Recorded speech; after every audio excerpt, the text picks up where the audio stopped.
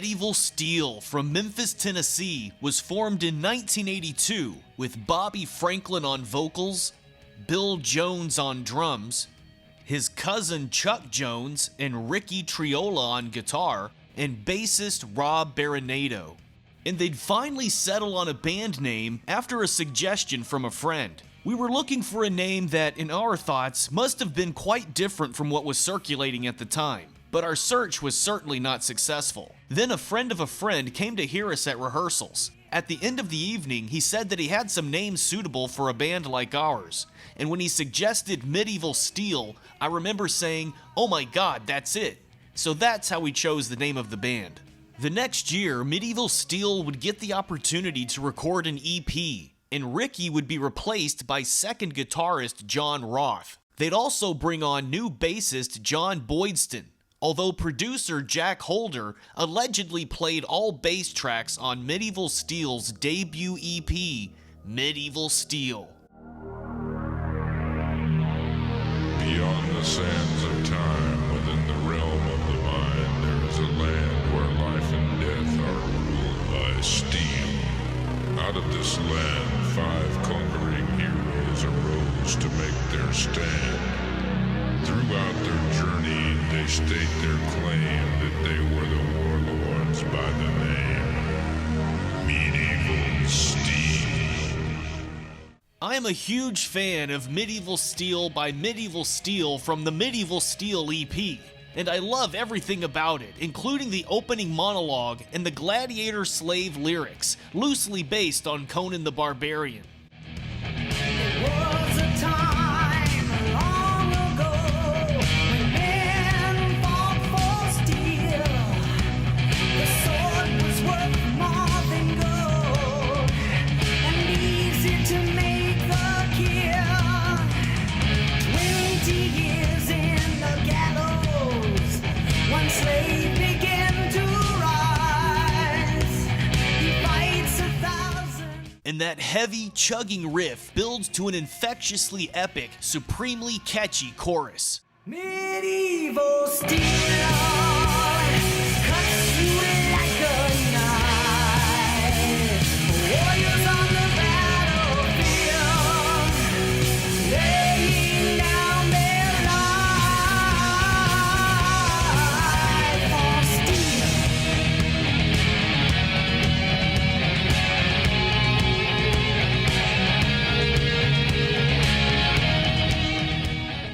It's not particularly fast or flashy, but for me, everything about it is perfect, raw, US heavy metal. From little details like that drum fill in the chorus, to Bobby's soaring vocals and the fantastic solo.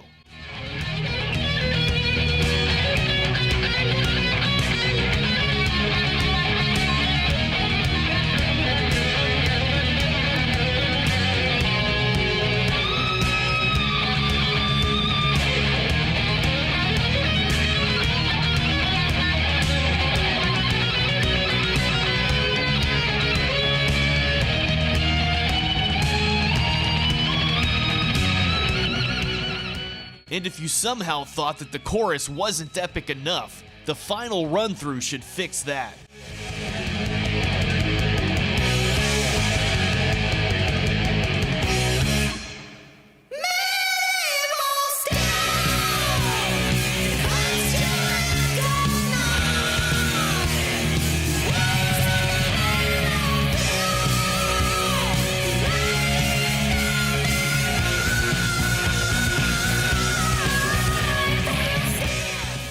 There are only 4 tracks on here, and the opening title track is the highlight. But this entire EP is actually really solid, especially track 2, Warlords. Now the souls are crying out, vengeance from the grave. You have won a battle, but you are never safe from warlords of the night.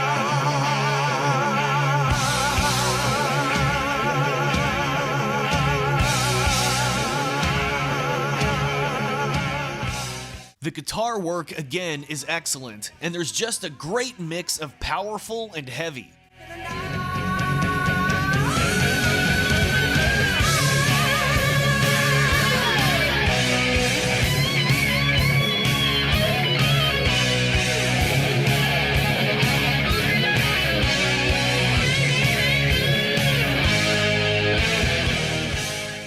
Track 3, Battle Beyond the Stars, is also very good, but with more of a straightforward sound and a sci-fi kind of direction. Planetary waste on the dark side of the sun. Battle beyond the stars, leaving not a trace. A thundering about to Mars, deep in the human race. And the EP closes out with the steamy ballad Echoes, showcasing another side of Medieval Steel. There's no escape from what's inside. Remember the way love used to be.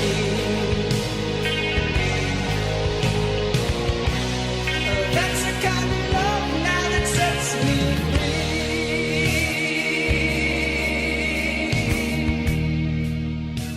With 5,000 copies of the EP released, Medieval Steel would start playing as many live shows as possible to support it.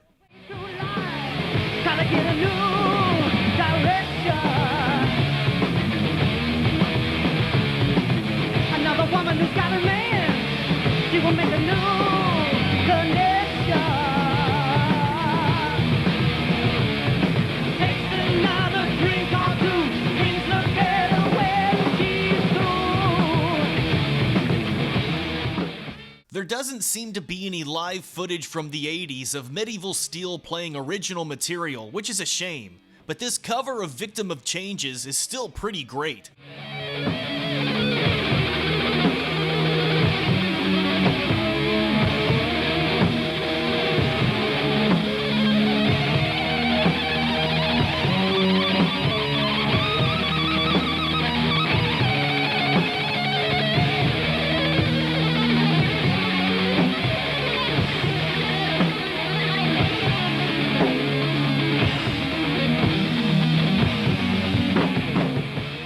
Medieval Steel would get signed to Megaforce Records after catching the attention of label owner John Zazula. But unfortunately, Johnny Z wanted to make a lot of bizarre changes to the band.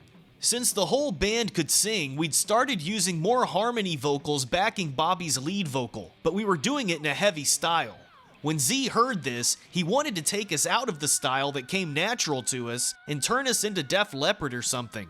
He wanted to change the name of the band and its style. Personally, I didn't agree with these choices and decided to return to Memphis. After I left, they changed the name of the band to Fire Choir.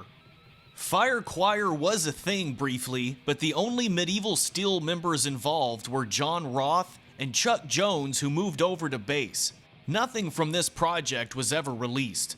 Meanwhile, back in Memphis, Bobby got together with guitarist Scott Jones to start reforming Medieval Steel.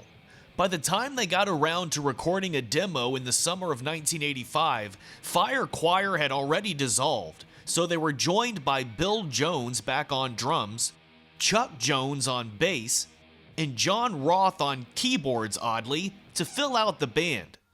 The demo was lost but eventually released as a bootleg and is widely mislabeled as a 1989 demo. The bootleg songs were from the 85 session, so where Demo 89 came from, I'm not sure.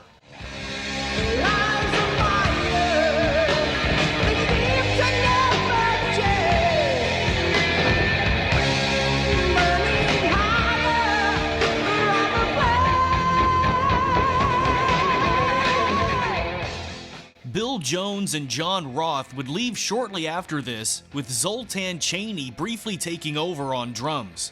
But by 1987, Bobby and Scott Jones were joined by Chris Cook on drums and Steve Crocker on bass. This four-piece lineup would play for a few years around Memphis until Medieval Steel dissolved in 1992.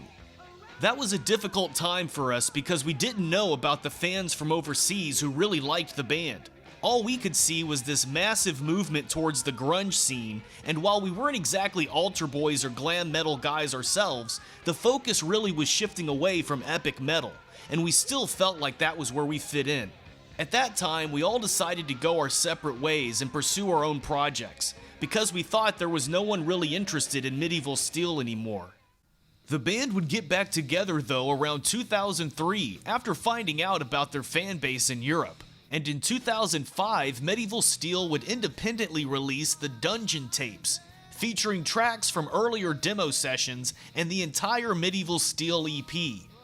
They'd also release the Anthology of Steel in 2012 on No Remorse Records, which is essentially the same album with a different track order, plus a new song called The Killing Fields. I open my eyes to see that I'm still on the killing field. I'm on my own, the killing field, so far from home. But then in 2013, Medieval Steel would release what we'd all been waiting for, their first full-length album, Dark Castle.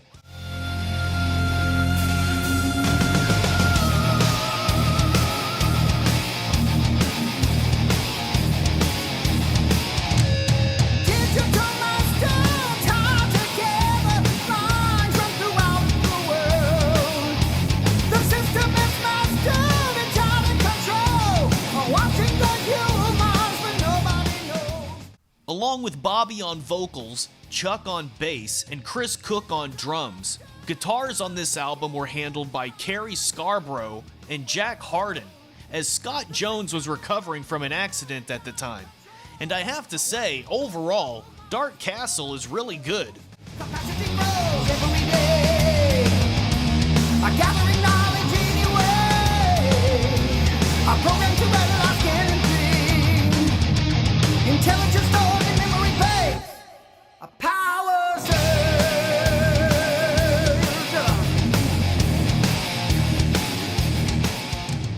It seems to be a mix of stuff written in the 80s and more modern material, but everything flows really well, with heavy riffs and some nice vocal melodies. You come to a locked door. Knock it down with your light bulb. Burning through your mind. The flames reach higher. You stepped across the line. You stepped inside the circle of fire. With their return to putting out new music, Medieval Steel would also finally get to play Europe with an invitation to the Keep It True festival.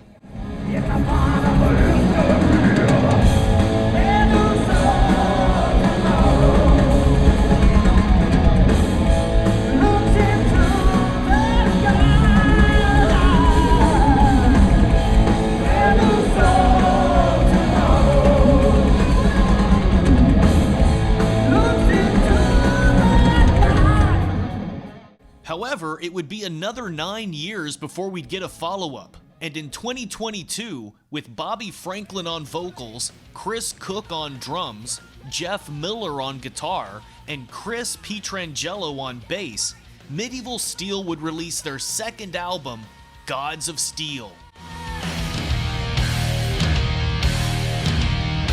Pray to the gods of steel. Pray to the gods of steel. Pray to the gods of steel. Gods of Steel overall is a good album, although it does have something of a modern kind of sound to it compared to the more 80s driven Dark Castle. However, there are still some nice melodies and it still manages to maintain a Medieval Steel vibe, even with a slightly updated style. I look into the mirror. Only thing I see is the shell of a man. Oh, where I used to be. I would do almost anything just to kill the pain. However, Medieval Steel does reportedly have a new album on the way that's meant to be geared more toward their classic material, and I can't wait to check that out. But for now, this is Medieval Steel, an old school US power metal band that didn't quite find the foothold they deserved, but are still putting out some great stuff today. Your homework for Medieval Steel is the Medieval Steel EP, of course, from 1984, Dark Castle from 2013, and Gods of Steel from 2022. I hope you enjoyed this look back at Medieval Steel, a bit of a shorter episode this time, but as always, thanks for watching and see you next time.